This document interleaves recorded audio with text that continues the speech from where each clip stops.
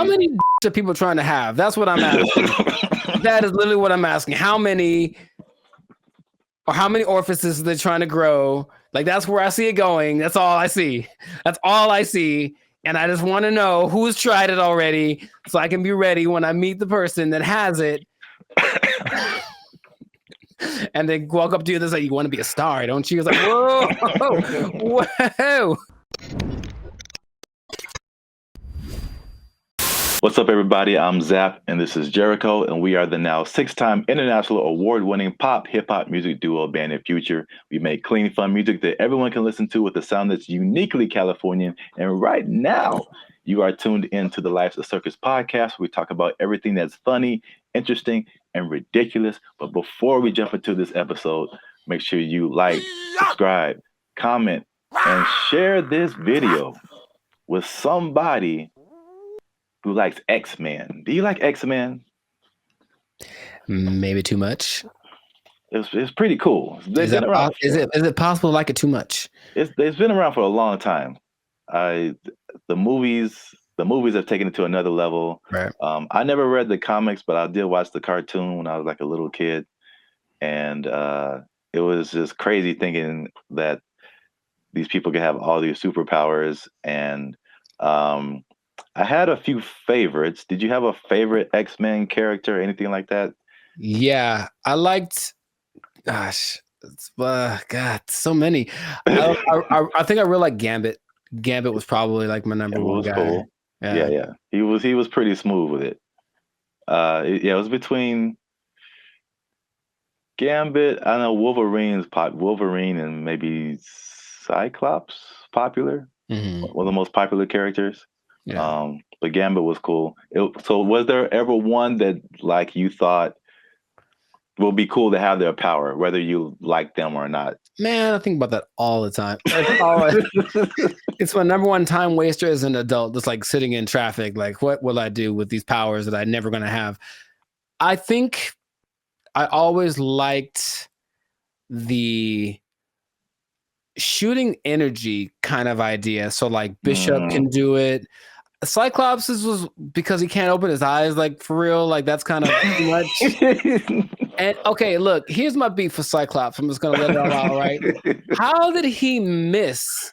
He was shooting at stuff he's looking at. How do you miss that? Like he misses all the time, and you open your eyes, you're looking at, it, and then that never made sense to me. So I don't get it. Fredo. It's quite.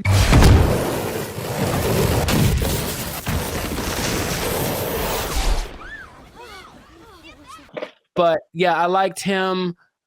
So Bishop had and then Havoc was Cyclops' brother, and he had so anyone that had like a kind of a thing was cool. Kind of thing, okay. Right? Which is why I like Gambit's, because his was like a little more specific. I have to hold the thing and throw it, but it still had like this explosive power. So that's probably the thing. But I do think a lot about powers that I wish that one of the mutants had that they never did. Like I made up powers that people should have, and that was kind of fun too. Okay, well, in our recent episodes, we've been talking a lot about AI, talking a lot about robotics.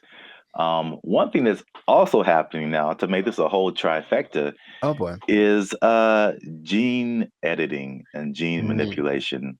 Have you heard of that, Jericho? I've heard of it hinted at, and I guess I didn't want to know more, because what I'm seeing is actually the scene from Deadpool where they like make his powers come out, and they basically just make him like suffocate for like a couple of days, and then he kind of got all weird looking. And to me, mutation is usually a bad thing, meaning it doesn't look sexy for one, and then it isn't really favorable for the thing that has the mutation. So I would imagine in the search for finding the way to make people like fly or be able to do something cool, it would just be a whole lot of weird looking individuals. Yes. So that's what I think of when I, Okay. So you went down the right path, because like X-Men, it's not. I mean, it's like science fiction, but it's based in reality, because mutation is a thing that occurs in nature. Where your DNA deviates in a certain different kind of way, Right. that makes you different from other people. So the idea of technically the idea of someone being a mutant is a thing. Yes. And there are people like that. So I'm gonna give you some examples Oh boy. of like real life X-Men, shall we say? Oh boy. All right. So there's a guy named Tim Dreyer from South Africa. He carries a mutation that makes his bones denser and more difficult to break. So you could get in a car accident, he could get in a car accident, you'll be carried off in a stretcher, and he'll walk away fine. That seems useful to a degree, Yeah. right? Yeah. Interesting. Another superpower, if you will, that people might have wanted. This lady named Veronica Sider from Germany. So your supposed perfect vision is 20/20. Her vision is 22, which I don't even. So that's like 10 times better, or what is that? It says that she can identify people who are a mile away. Identify people who are. Yeah, that's how far she can see. Interesting. There's one more person, another superpower maybe you want.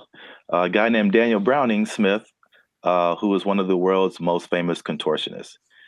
He has 7 Guinness World Records, and he can dislocate his arms, he can dislocate his legs, and he can turn his torso 180 degrees. So he can stand this way and turn and look backwards with his feet still facing. I see. So he can do that. Yeah. And if I tried it, I'd be in the hospital.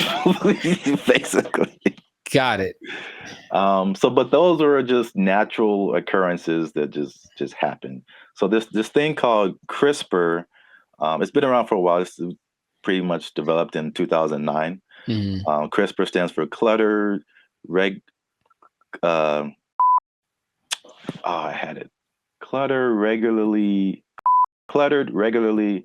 interspace short palindromic repeats. You got it? They should really make a better acronym. But basically, it's selectively modifying DNA.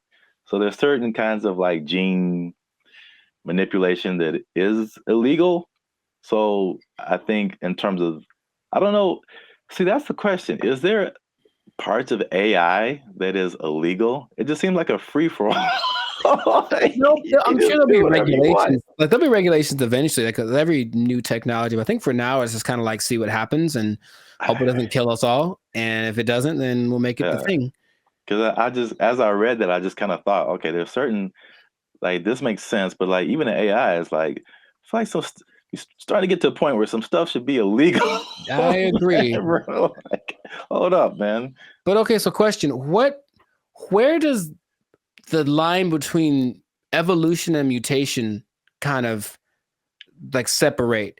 I asked that because talking about this reminds me of this one tribe of people who live somewhere in like Oceania, like near off like Malaysia, whatever, where they all live in the ocean. They've lived there for hundreds of years, the whole tribe, and they all, because of this living life, have the ability to hold their breath for like 15 minutes. And I saw this weird thing where it's like when they go underwater, they run out of air, their lungs just make more air. It's the weirdest thing. And I'm like, does that count? Because that sounds otherworldly to me, you know, but they evolved to do that.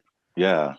I think it's, I mean, I've heard the two concepts kind of intermingled. I feel like the like maybe it's a chicken and egg kind of thing where like the evolution causes the mutation. Or does mutation imply something more rapid?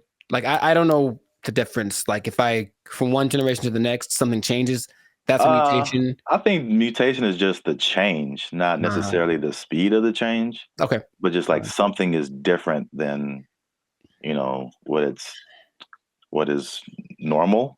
Got it. But yeah, here's the thing.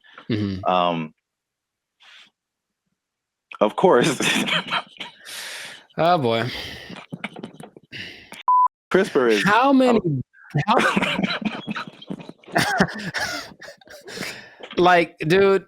no, it's totally altruistic, and we're just helping society with this by How many dicks are people trying to have? That's what I'm asking. That is literally what I'm asking. How many orifices are they trying to grow? Like, that's where I see it going. That's all I see. That's all I see. And I just want to know who's tried it already so I can be ready when I meet the person that has it. And they walk up to you and they say, "You want to be a star, don't you?" It's like, whoa, whoa. I mean, that's one way it could go, I guess. Okay. But so I guess you took it somewhere else. But Okay. I don't know. Okay. There's what they're doing, and then there's what's possible, because if you just follow the logic, Sure, we can manipulate ourselves. So, like you're saying, like, people are going to be manipulating themselves for right. personal reasons, shall we say? Keep it there. Keep it there. Keep it pushing. So I said that to say this. Some of this stuff is possible. They have tried it in some test subjects, but we're out of time. So, ooh, yeah, this is going to be a two-parter, man. You got to check in the next episode of Life of Circus podcast, where we talk about real-life mutations that are genetically induced through science. Induced is a good word. That seem very realistic. Something that could be a thing in the near future. Triple boobs. Yeah, I'll tell you what those mutations are and what those abilities that you could possibly have through gene editing. Yeah. Triple boobs. This is it. It's been another episode of the Life of Circus podcast. Make sure you like, subscribe, comment, and share this video with somebody who wants to be an X-Men, because it might be possible, man. 3 is better than 2. That's all I'm saying. Numbers. I'm just gonna shut this off. Bye, everybody. Theme song was sick. They took our jobs! They took our jobs! Take our